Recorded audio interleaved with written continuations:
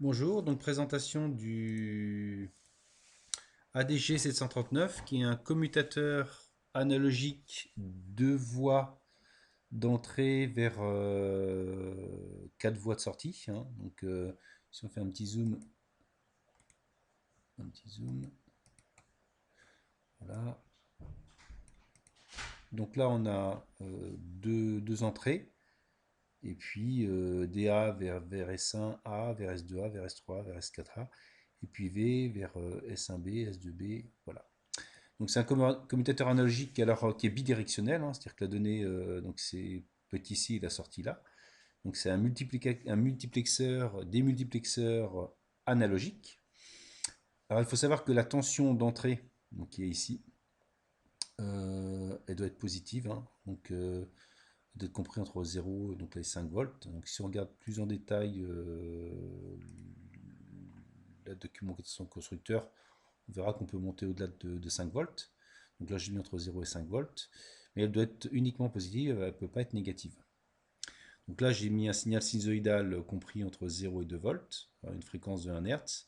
Et puis un signal sinusoïdal compris entre 0 et 2 volts à une fréquence de 2 Hz.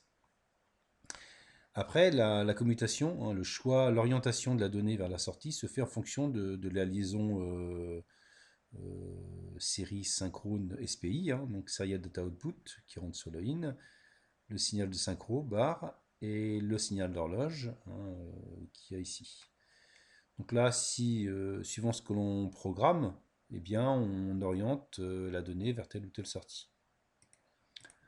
Donc là, par exemple, donc si on regarde le détail, donc ici, si on fait un petit zoom sur l'oscillogramme, eh bien, voilà, on a sur l'horloge, hein, donc on voit qu'elle est au repos au niveau logique 1, et puis on a 8 fronts d'horloge, un front de descendant, 1, 2, 3, 4, 5, 6, 7, 8.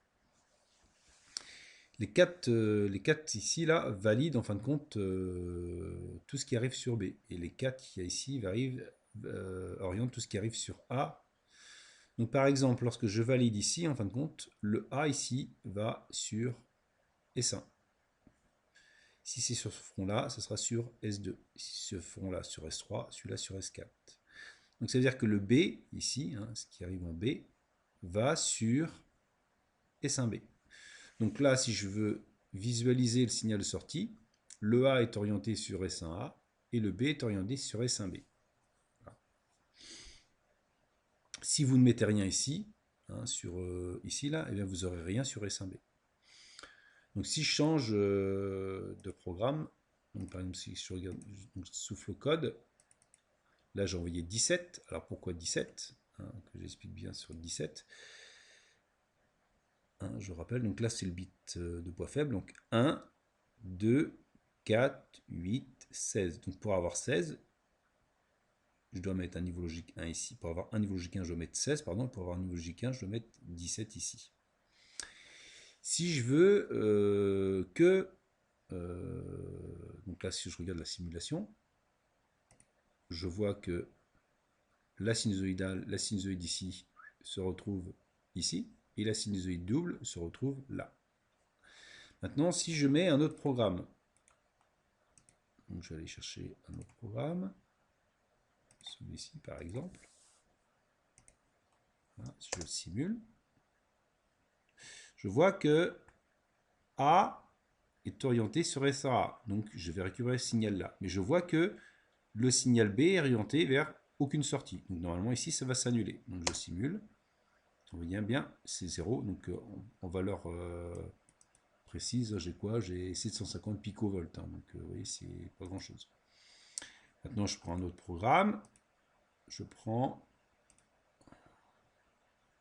celui-là par exemple, je simule, eh bien je vois que la sortie A, ici là, A, l'entrée A, pardon, est orientée sur S2, donc sur S2A. Donc si je simule, je vais avoir 0, voilà. Donc en réalité, j'ai combien? Voilà, j'ai 6 millivolts, là j'ai un peu plus, 6 millivolts. Maintenant, si je veux vraiment avoir le signal en sortie, il faut que je me mette sur la sortie 2. Je simule. et je récupère mon signal de sortie. Et donc en fin de compte, donc je oriente bien mon signal d'entrée, le signal ici, là, le signal d'entrée en A, je l'oriente bien vers S sur la sortie 2.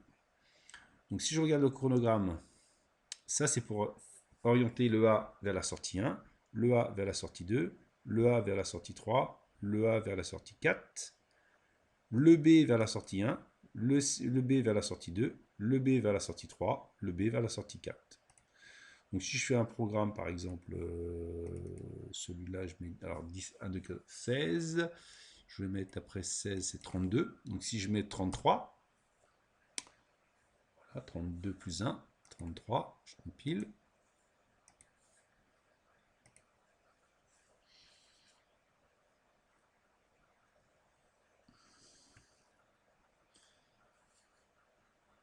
Voilà.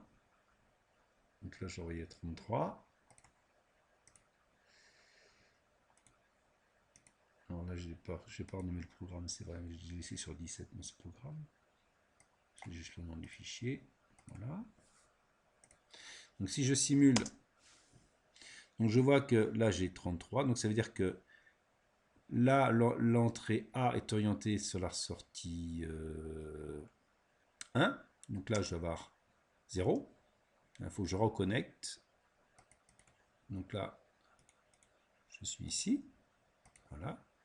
Si je simule, j'ai bien ma sinusoïde. Et puis, je suis à... J'ai 32. Donc là, c'est 1, la sortie 1, 2, 3, 4. Pour le B, c'est la sortie 1. Donc là, c'est la sortie 2. Donc ici, je dois être orienté sur la sortie 2. Donc ça va se retrouver en sortie ici. Voilà. Alors le rôle de ce composant-là, bah, c'est déjà, par exemple sur une table de mixage, hein, c'est orienter un signal. Hein, j'ai plusieurs, les entrées seraient à gauche et les sorties à droite. Hein, voilà, j'ai plusieurs sons. Hein, voilà, j'ai 4 entrées et puis je l'oriente sur la A, la B, par exemple. Après, ça peut être un commutateur donc pour récupérer des mesures. Hein. Donc là, c'est un commutateur analogique bidirectionnel, donc multiplexeur, démultiplexeur, tout dépend où est l'entrée, et il est sur liaison SPI.